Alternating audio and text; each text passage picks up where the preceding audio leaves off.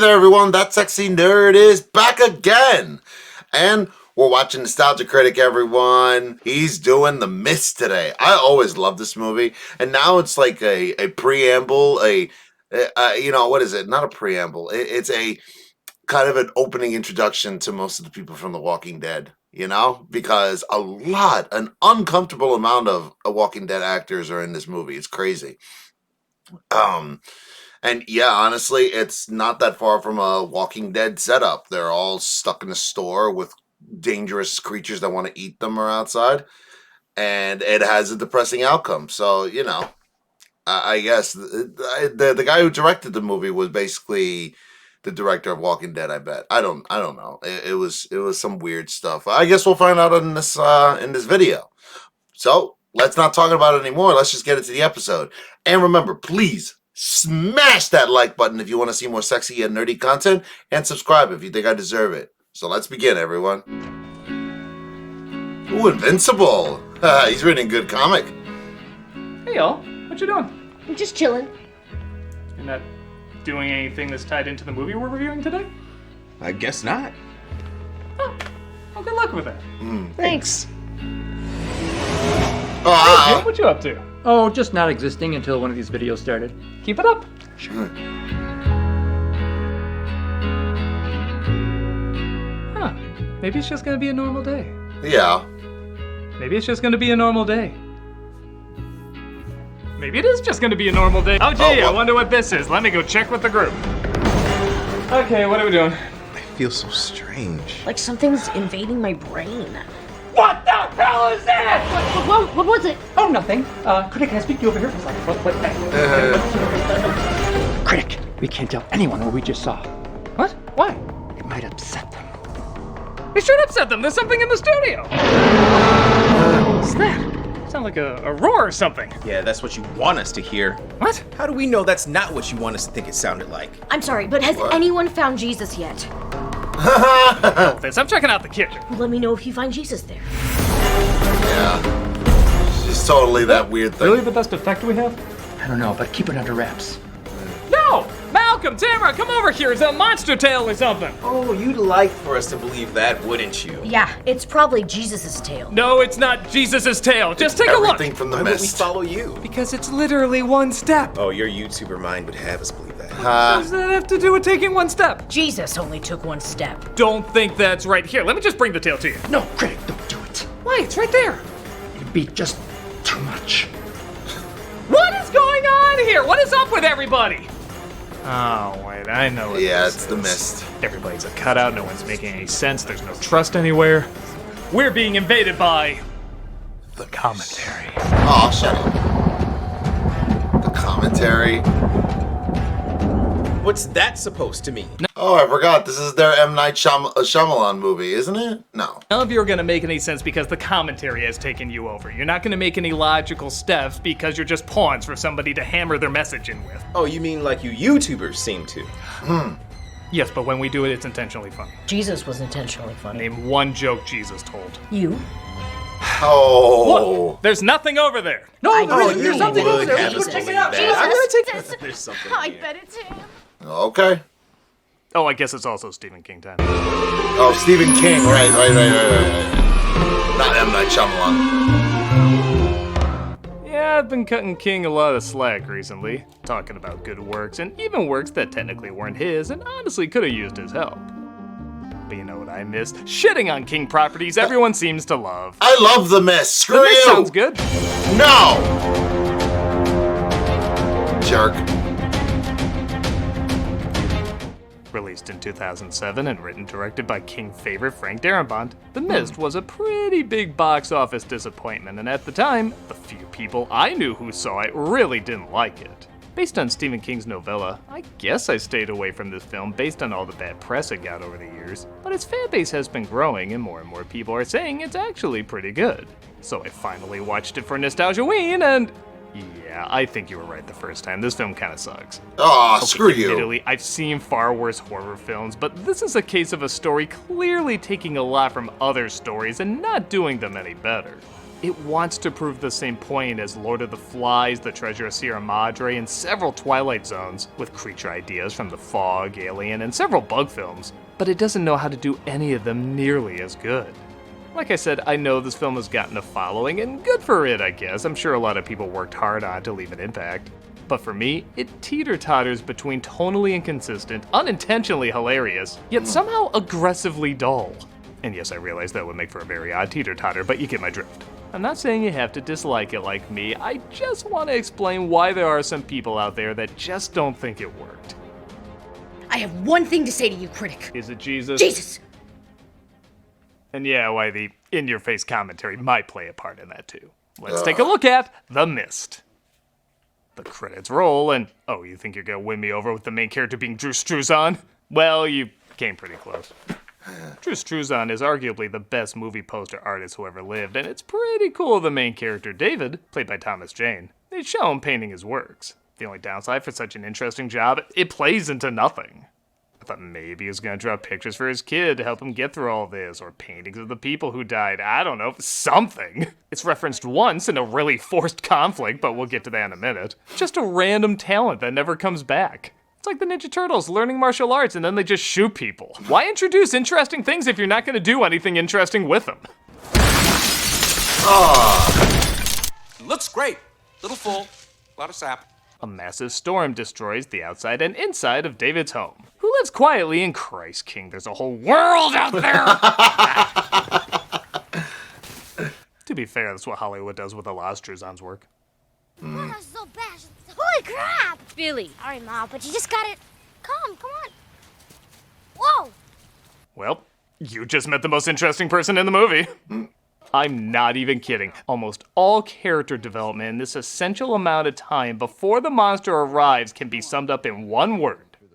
Chores. Get some plastic sheeting and duct tape and seal this up. Just think we should trade insurance info. I'll find my insurance guy's number. I'll bring it by later. Dress, I'll take him to town. You guys get the goodies. I'll wait in I'm gonna try Steph on a payphone. I gotta go check the pharmacy. Why don't you get your stuff? I'll meet you at the checkout. 3 men meet me back at the I love this movie. Date night. Babysit? This is your pressure gauge. No safety valve. You rated for 160 every night. And yeah, I know it's not who you are underneath, it's what you do that defines you, but if Batman spent a whole movie just fixing his car and cleaning up bat shit, you wouldn't find him interesting either. Daddy, look. There are a few scenes building up the danger that's coming, but plot exposition's a chore too. Missile defense research, you know, I'm sure you've heard the stories. The Arrowhead Project? They have a crashed flying saucer up there with frozen alien bodies. Right. That's absurd, unless it's Tommy Knockers. Then it's really absurd. Maybe the film's just trying to be really subtle with his character setup. Like, take a guess who the villain is. With lies like these, I don't know how good it is, but I guess we'll have to make do. Yeah. That's right, Dr. Zola, you Hydra bastard! Thanks for helping me out today. The actors are all fine, and sometimes there's a hint of a character moment. Are you and Mr. Norton gonna be friends now, Daddy? Guess you're not mad at each other anymore. But not enough for them to be memorable or root for them when the trouble starts. Which, by the way, is not even 12 minutes into the film. Yeah, I feel like I know everybody by this point. Let's introduce the threat. Shut the doors! Shut the doors, my God! Hey, nobody take my spot. I have ice cream, it's gonna melt. God is finally using his can of Raid on the Earth. Funny enough, only the insects survive. It's death. No William Sadler scenes come later.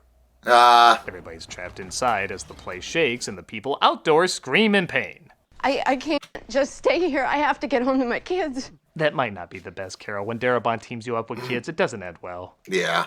So here's one of the problems. There's very little music in this, which isn't bad. Several films utilize that great. But when your characters aren't set up and you're just thrown into the danger 11 minutes in, every dramatic scene looks like the nominees for Best Supporting Actress are Melissa McBride, The Mist.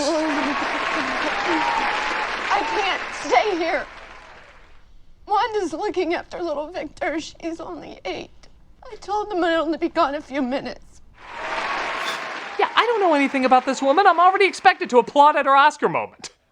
Now, it looks like we won't learn anything about her either as she walks into the mist and never returns. The only other two characters I kinda like in this outside of the kid is Frances Sternhagen as Irene and Jeffrey DeMunn as Dan. Not because they're written especially well, but because they work within the clunky character exposition and surprisingly make it sound natural. All she does here is say who everybody is and what they do, like their dads in Kindergarten Cop. But I'll be damned if she doesn't make it sound natural and memorable. Amanda Dumtree teaches 3rd grade. She's wonderful. The kids love her. David's an artist. He does movie posters and such. Even with her acting, I can't pretend I'm not distracted by the background saying, Randall Weems makes cake? No, I'll be gone 2 seconds, Big Bill. Come on, get your blanket. Mrs. Repler's here. The hell's with the shaky zooming cam all of a sudden? Oh, I guess this is trying to look more realistic and gritty like a found footage movie. Only 20 minutes in, yeah, almost all of this is shot cinematically. A lot of them composed very nicely, honestly, but half the shots go Blair Witch Handycam from here on out. Let me look at you. Aw, you're so cute I could just shoot you. Oh. David goes looking for blankets in the back and... Oh, the prophecy of home improvement warned thee! He sees something violently, tries to break open the back door, and decides to tell the others. Oh, not that something gigantic was trying to get in, but rather he heard a sound. Nobody else heard that sound? Well, like whatever made that noise, I heard it. Look, I heard it, okay? I'm not convinced that you heard anything. Weird noise. I mean, we're not hearing anything now, right? Anybody? Okay, so here's an example of it's obvious what they're trying to do, they're just not doing it well. They want to create distrust among these people so we can see it build over time. I get that, but they're sacrificing any logic a rational person would have for it. Just say there's something that shook the door and tried to get in, but no, he keeps saying he just heard something. I never noticed that. You're a big shot artist with connections in New York and Hollywood and all like that, but that don't make you better than anybody else. Where'd all that come from? Didn't these guys just meet? Like, he was clarifying their names a second ago. Jim, right? Myron? But suddenly this guy acts like he has a random long-running beef. You're a big shot artist with connections in New York. I know you big shot artists claim to hear things better than us. Is that right? What? Nor do I like being talked down to or called stupid by a guy who went to college just because he's got the jitters. Oh, maybe that's why they worked in him being an artist. Could've literally had any big shot job there, but make him an artist, there's so many visually pleasing ways this visual medium is not gonna take advantage of that. Ready, kid? Let's rock. A kid decides to go outside and fix something, but a monster attacks.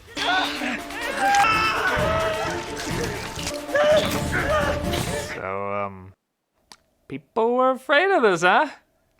Ivan Ooze's CG dicks got people shaking in their sheets, huh? I mean, aside from Ivan himself. Would puppet tentacles that were actually there really cost that much more? They don't all have to look like this, guys. Please, I don't want to be in Monsters Unleashed. So just because you're a big shot artist doesn't mean you heard it. Oh, shut up! Don't say anything to anybody. What? Why not? You know what the threat is. Wouldn't that be helpful? There's military guys there, for shit's sake. It'd be good if they knew. Well, you got a piece of it there. Just go ahead and show them. In fact, I'm gonna edit this scene to show how it should have gone down. Come back to the loading dock, okay? I'll show you.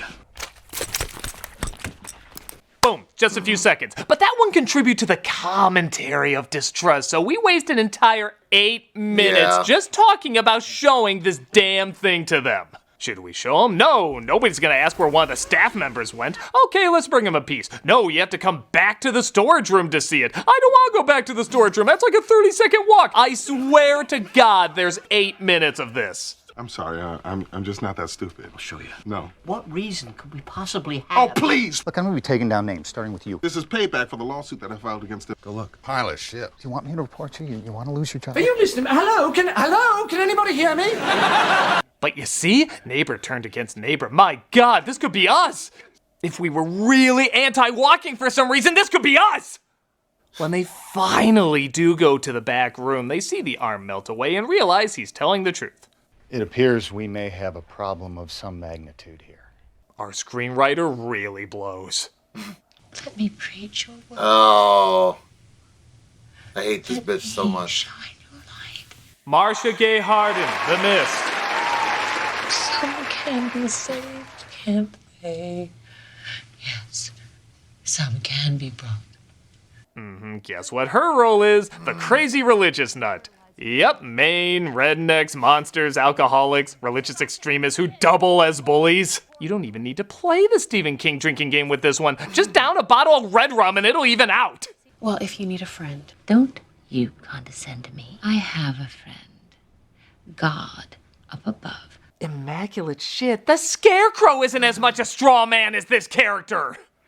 I am not even kidding when I say every time they cut to her, all she is doing is quoting religious extremism. And you guessed it, they cut to her a lot. From the glory of God. He is a stern and vengeful God. And bring the fiends of hell down on our heads. As Abraham prepared to sacrifice his only son. There's a lot of people now who do that. He points the finger. The fiends of hell, you see, they are let loose. Get off the stage. Right? She's pretty much Mr. Freeze if you replace the ice puns with Bible quotes. She is the worst combination of annoying and boring. She never says anything interesting, and she says it in the most obnoxious way. Just put this graphic at the bottom of her, and you'll have the complete package. Yep. Do you happen to have a gun in the store? Here? No. Please. What do you think this is, a school? My husband's, I think. He's away on business a lot. Yeah, a grocery store in constitutional Cary, Maine, and only one person has a gun. Got a shotgun in my truck. Red pickup, right? The shells are in the glove compartment. Now I believe we're in Maine again. The neighbor and a few others venture out into the mist, and the biker ties a rope around him to see how far they can get. Hey, crazy lady. I believe in God, too. I just don't think he's the bloodthirsty asshole you make him out to be. That's King's way of saying, hey, I wrote The Stand. That earned me like 10 more stories where I can focus on religious nuts. It should have been a suspenseful scene if we weren't already shown Ursula's STD, so it's not exactly the scariest mystery of what's out there. On the plus side, if Billy wanted a makeshift production of Onward, they can pull that off now. Now do you believe? Jesus, Jesus, Jesus. Oh, Jesus. God. That works too. Jesus, Man, Jesus. don't you just hate her? Yes, yes I do. That means we understand drama. No, it doesn't. It just means you made me hate someone that's annoyingly easy to hate. But doesn't she just get on your nerves? Yes! Well, that's complexity. Complexity would be if I liked and hated her. Would you shut the hell up? Jesus. Well, our work here is done. Our commentary was just too intense for him. Line? Jesus. Jesus. Jesus, Jesus. Why is this entertaining? Do you find this entertaining? Why is this entertaining? Shut up, Critic. So as everybody catches their breath after the attack, the movie is kind enough to ask, who the hell are these? I was just so tired of feeling bad. But then I realized they still love me. These two. I thought I'd come in and say hi. Hi.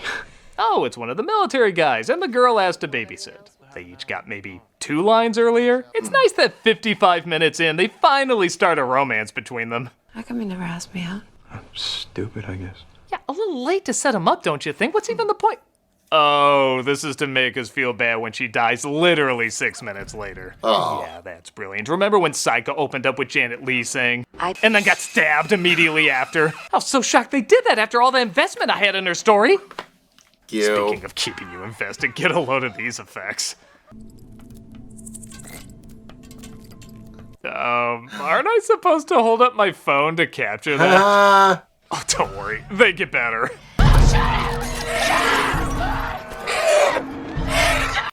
Now we're in a Flintstones cartoon! Have a gay old time! Listen to that dramatic music. That's so much more powerful than the wah wah they play after he says, "It's a living." I'm sorry. There's people that are afraid of this. When I get more afraid of a Pee-wee episode with Terry, I'm sorry, something's not working. I love this movie. He's such a dick. God didn't do that, you did it. Oh my God. Don't do that. They're even funnier close up. They look like a Monsters University candle melted over a Rango toy. I mean, ooh, I'm so horrified by the terror I'm seeing right now. Can you make a plushie out of him? I totally snuggle up with that. Yeah, sure. Yeah, shake that camera. This is real life, goddammit. Embrace the adorable cuddliness that I think a Power Rangers movie fought once. Guys, this is really silly. They fight the creatures back, and like I said, Babysitter Girl, yeah, we even learn her name at this point, is taken out. Did we get him? Did we get them all? What are you, yogurt clearing his throat? Did we get them all? And our legs were still there. There. They discover one of the military Oh, men all messed say. up from being attacked by the monsters. Hey, hold it up, partner. Well, he's got that gun, right? Right? Oh, no way. Just give me the gun. Again, they treat it like we're losing a crucial character, but I can't even remember if this guy was introduced or not. I'll give something like Langoliers this. The characters were cartoons, but they were memorable cartoons. I still recall their personalities and backstories all these years later. I am literally still watching this movie and I can barely remember anyone. Want another reason to get the hell out of here? Mrs. Carmody. I'd like to leave before people start drinking the Kool-Aid. They do put together the religious nut is going to start forming a resistance. In most stories about tribalism and survival, the characters always pick up on this way too late, so I like they do logically figure it out early. This, among many reasons, leads them to wanting to venture to the drugstore across the street to see if they can find other people and supplies. Bring you back some comic books. I don't want them. I want GC here. Unless they have X-Men. You can die for X-Men. They make their way to the drugstore and find a whole bunch of people cocooned up.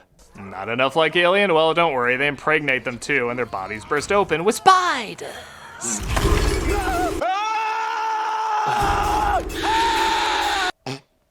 I mean, ooh, this is so scary. I'm sorry, this is hilarious. Does that thing have human teeth? Yeah. Like one of those shark memes? These That's poor still actors are given terrifying. their all to fight effects they have no idea are gonna look like the Joker fish.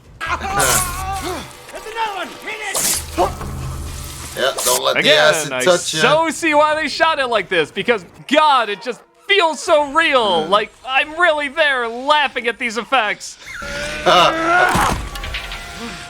Oh yeah, I believe that's King's Pharmacy because that's what he saw when he was on drugs half the time. Has the film mentioned yet this character's bad and wrong? I don't know, I think we were too subtle with it, so we're just gonna repeat it 20 more times. The earth is scourged with whips and scorpions. We have seen the earth vomit forth from her lips. Why is she still talking? Want this to feel even more realistic, like, wow, you're really there? Let's over-explain parallel dimensions. We're in King's comfort zone, all right? I thought that there were other dimensions all around us. I wanted to try and make a window. They must have ripped a hole open by accident. This other world came spilling through to ours. You know, how did a series with a kid obsessing over waffles make this feel more legit? Seriously, this film would have been 10 times scarier if we never saw what was in the mist and it was never explained. You just made it a story about surviving and tribalism. And before anyone else brings it up, yes, this does remind me a lot of Extremis during the pandemic. Oh, yeah. We saw how that happened. People got into their echo chambers, algorithms, the internet exploited lies for hits. Even cable news has heavy leans in order to get views. There's tragically, but obviously a logical progression, and that's not here. I don't know why these people do the cuckoo things they do, like not walking into a room or carrying something into a room or saying you saw something move or not explaining the threat you're up against. These classic stories seem relevant because you could almost see yourself doing the same. If you made any of the dumb choices these people did, you deserve the Ice Age dinosaur eating you up. Punish for going against the will of God. Splitting his atoms or stem cells and abortion. Yeah, I didn't vote for Trump. Can we skip this now? Yeah, right? The military dude is tossed out to the monster, and our heroes, I guess we're rooting for simply because they're sane, try to leave without Crazy Lady's permission. People who refuse to bend to the will of God. They mock our humility. Oh my God, I'm just fast forwarding to where she gets killed. Yeah! I'm not even rewinding it, because I know that's what you want. Like, ooh, that felt so good. But no, there was no satisfaction in that. You want me to have the same reactions I had to the religious nuts in Midnight Mass and Edward Scissorhands. But you're not going to get it, because one took a lot of time to give great insight and background into a character's cunningness. The other gave a brief but effective look at a side character's kookiness. Both served their story for what was needed, and it felt so good to see them get their comeuppance. This character was written like a bad impression of someone the writer didn't like that went on forever. Blow. They try to outrun the Zelda spiders, and most of them get in the car. And you know this is the early 2000s when they give you one of the lamest cliches of the time. You guessed it, the one-woman wailing soundtrack. Oh, come on. Order today. I will admit I was surprised to find the wife didn't make it. She was only in the film's intro, so I really thought they were building up a reunion and was a little bummed when they found her dead. It is one of the few legit emotions I get out of this. I told her I'd fix it. Front window broken open. Wake Billy up, he should see this. They drive off searching for an ending, and after the Cloverfield monster passes them over, they run out of gas. Well, I'm bored. Want to kill each other? They come to the conclusion to axe each other off pretty fast. In fact, that they is don't true. even say anything. They just look at each other like, yeah, I know King's endings always suck. I want out. Are we there yet? Is that a no? But no more bullets. Still plenty of annoying zooms, though. The guy who made Shawshank, everybody. And he gets out, waiting for the creatures to eat him. Come on! Come on! But it wasn't a monster they heard in the distance. It was actually... The military. Oh my god. Worst Monday ever. I actually love the look on his face. Like you're expecting something similar to the Curb Your Enthusiasm music. That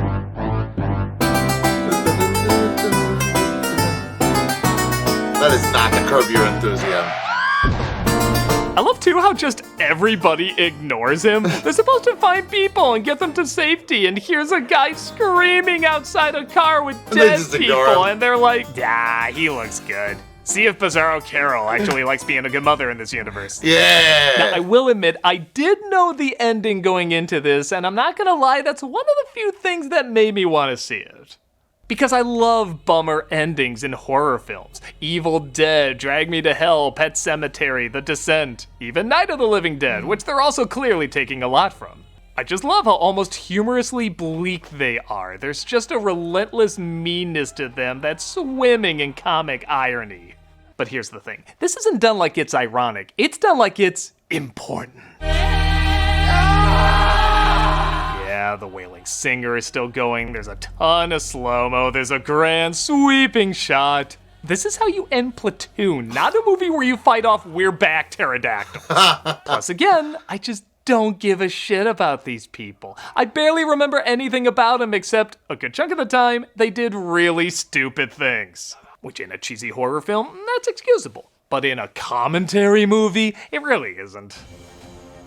Look, I know this film has a lot of fans, and I don't know, maybe if I didn't see all these other stories it took from, I would be a fan too, but I have seen them, and I can't help but constantly think back to how much better they achieve similar goals. Frank Darabont does know horror, and to his credit, I think what this movie was trying to be, he did eventually achieve with The Walking Dead. Oh, okay. That show does have the gritty realism and tragedy that borrows from other sources, but utilizes them in a more provocative way, with memorable characters. With this, I know you're gonna think I'm crazy, but I'd much rather have someone like M. Night Shyamalan direct. I know it sounds insane, but look, you have roughly a 50-50 chance it's gonna be good. Either way, I'm gonna remember the weirdos he writes and directs, and whether it be good or bad, it will leave an impression. I'd much rather have that than something that does a lot of the same, but thinks it's doing something revolutionary and groundbreaking. Like I said, I know a lot of people like it, and if you do, awesome. For my money, I don't need to search deep to find that this mist just ain't for me. Ah, you douche. So, that was the episode, and I'm not happy, but, you know, whatever. I love that movie. I always really loved that movie. You know, there is something, though, that I do agree with, and when he said that I feel M. Night Shyamalan should have directed this, I actually, for a second, I don't know if you caught that in the video, I was like, yeah, M. Night Shyamalan directed it, and it does kind of seem like an M. Night Shyamalan movie. It kind of seems like The Happening, but written better, and yeah, or old, if you guys have ever seen that movie. Again, written better, but still old. And M. Night Shyamalan, actually, I honestly want to see him remake this movie and be in the director's chair, because, like, honestly, I just want to see the train wreck he would make and the characters he would make. Like, everybody would be so over the top or under the bottom, like, the lady would be even worse, but she'll be like, "Oh, but I loved my family and something," and then Thomas Jane would be like, or Thomas Jane is like playing his character from what is that Dreamcatcher? Yeah, Joni, it's Tom. Are you sure you're okay? Yeah, I didn't have a gun, but still. Yeah, man, that shit was weird. And I kind of I would love to see M. Night Shyamalan direct that movie, but that's never going to happen. They already tried to make it again with the TV show or whatever, and I never even saw that. Anybody know about that show? Is it pretty good? Let me know. Sound off in the comments below. But with that being said, I enjoyed the review, even though I don't agree with him. I don't agree on a lot of it. Yes, the CGI is bad, but I always thought that the creatures always just had a really creepy looking feeling. And come on, some of them have acid webs. Some of that shit was cool, but no, Critic, that's not enough for you. I don't know. I always thought the movie was pretty damn good, and I never noticed any of these things that he pulled up. I always just sit back and watch the movie. But hey, what are you gonna do? Anyway, please like and subscribe if you want to see more sexy and nerdy content, and I'll see y'all in the next episode, y'all.